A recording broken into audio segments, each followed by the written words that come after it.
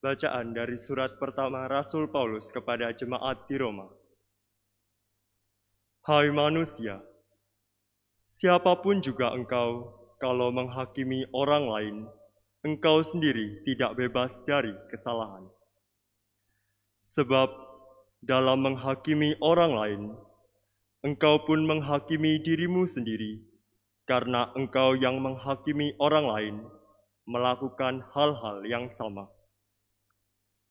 Tetapi kita tahu bahwa hukuman Allah berlangsung secara jujur atas mereka yang berbuat demikian. Dan engkau, hai manusia, engkau yang menghakimi mereka yang berbuat demikian, sedangkan engkau sendiri melakukannya juga, adalah engkau sangka bahwa engkau akan luput dari hukuman Allah? Ataukah kau anggap sepi kemurahannya yang berlimpah? Kau anggap sepikah kesabaran dan kelapangan hatinya? Tidakkah engkau tahu bahwa maksud kemurahan Allah ialah menuntun engkau kepada pertobatan? Tetapi oleh kekerasan hatimu yang tidak mau bertobat, engkau menimbun murka atas dirimu sendiri untuk hari penghakiman. Saat murka dan hukuman Allah yang adil akan dinyatakan, Ia akan membalas setiap orang menurut perbuatannya. Hidup kekal akan diberikan kepada mereka yang dengan tekun berbuat baik, yang mencari kemuliaan, kehormatan, dan kebakaan. Tetapi murka dan geram akan diberikan kepada mereka yang mencari kepentingan sendiri, yang tidak taat kepada kebenaran, melainkan taat kepada kelaliman.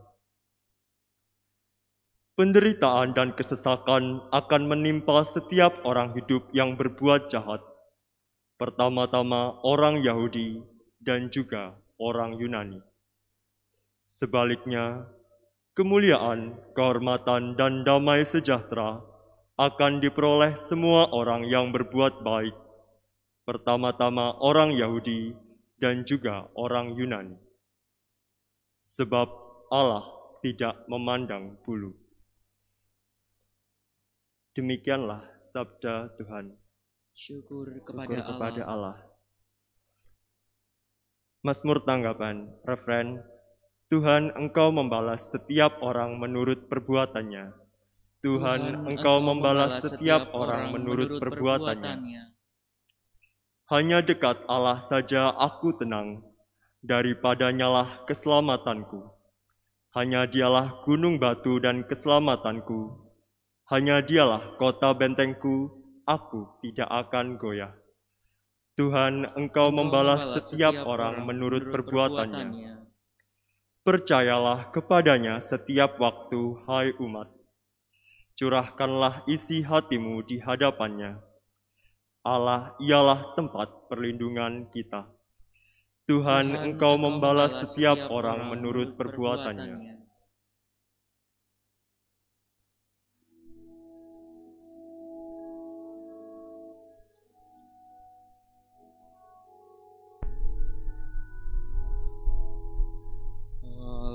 Alleluia, alleluia, alleluia.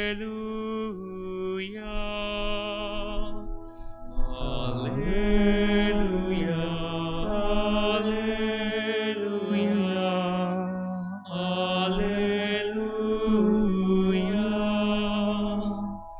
Domba-dombaku mendengar suaraku, sabda Tuhan. Aku mengenal mereka, dan mereka mengenal aku. Alleluia, alleluia, alleluia, alleluia, alleluia, alleluia.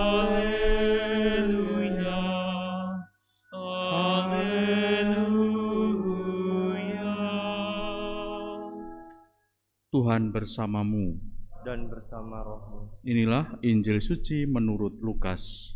Dimuliakanlah Tuhan. Sekali peristiwa Yesus bersabda, "Celakalah kalian, hai orang-orang Farisi, sebab kalian membayar persepuluhan dari selasih, inggu, dan segala jenis sayuran, tetapi kalian mengabaikan keadilan dan kasih Allah. Yang satu harus dilakukan dan yang lain jangan diabaikan. Celakalah kalian, hai orang-orang Farisi, sebab kalian suka duduk di tempat terdepan di rumah ibadat dan suka menerima penghormatan di pasar. Celakalah kalian, sebab kalian seperti kubur yang tidak memakai tanda, orang-orang yang berjalan di atasnya tidak mengetahuinya." Seorang ahli Taurat menjawab, "Guru, dengan berkata demikian, engkau menghina kami juga." Tetapi Yesus berkata lagi, "Celakalah kalian juga, hai ahli-ahli Taurat, sebab kalian meletakkan beban-beban yang tak terpikul pada orang, tetapi kalian sendiri tidak menyentuh beban itu dengan satu jari pun." Demikianlah sabda Tuhan. Terpujilah Kristus. Saudari-saudaraku yang terkasih, kalau kita merasa dalam Injil hari ini seolah-olah Yesus ini sedang sensi, dia merasa tidak enak hati, bahkan kata-kata yang keluar pun menjadi sangat tajam, "Celakalah kalian," dan seterusnya. Namun saudari-saudara, apa yang disabdakan oleh Yesus memang sebenarnya menjadi kritik yang luar biasa pada waktu itu bagi orang-orang Farisi dan ahli-ahli Taurat.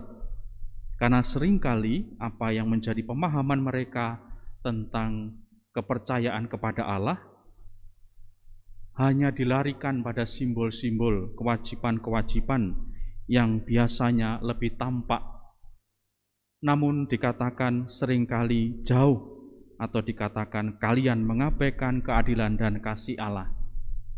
Praktek yang demikian bisa jadi juga masih hinggap di dalam diri kita. Praktek keagamaan menjadi simbol-simbol kewajiban-kewajiban yang tidak membuahkan apapun, bahkan juga tidak membuahkan damai di dalam hati kita. Maka kita menyadari kritik Yesus ini dan tentu juga menjadi nasihat yang bagus bagi kita. Semoga agama, iman yang menjadi rahmat bagi Allah dalam hidup kita semakin membuahkan damai, bukan hanya diri kita, tetapi siapapun yang mengenal kita.